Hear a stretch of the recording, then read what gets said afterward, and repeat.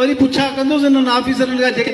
पाण वटि नोट थो करियां मिनट्स जी कापी हूंदी प्रोग्रेस रिपोर्ट वठंदुसि ईअं कमु कोन हलंदो ऐं इंशाअल्लाह करे स्कूल बंदि करे रहिया आहिनि जंहिंमें ॻोठ सैयद गुलशाह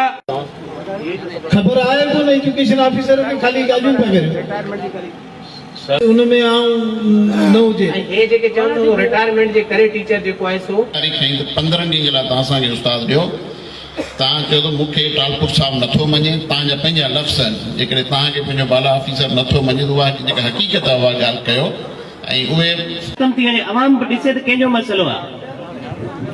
ख़ुशनसीबी असांजी जो असांजा हर दिल जी सूबाई वज़ीर मसला ॿुधी रहिया जो मसइलो आहे उन जो कमु अधु में रहियो पियो आहे ठेकेदार जेके कमीशन जेके ॾींदी पिया खोसू साहब अवां SSP सां मिलो जी एप्लीकेशन ॾिनी आहे इंशाल्लाह ईंदो ज़ाहिर करियो भई पठान छान ये ज़ाहिर करियो ठीकु खोसू साहब अवां SSP सां मिलो जी एप्लीकेशन ॾिनी आहे इंशाल्लाह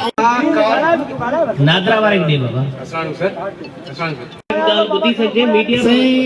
नादरा वाला नादरा जो केरु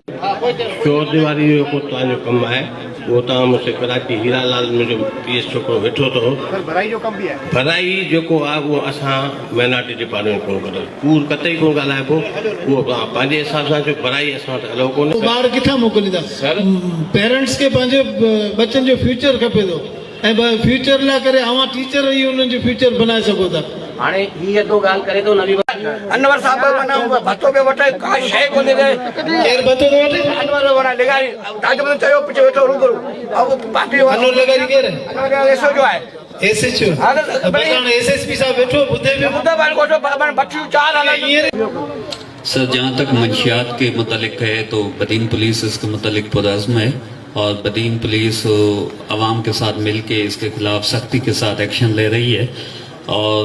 अगर मौलाना साहब को कुछ भट्टियों का पता है तो ये हमारे साथ ताउन करें इंशाल्लाह इनकी इंफॉर्मेशन के मुताबिक हम फिल फॉर एक्शन लेंगे।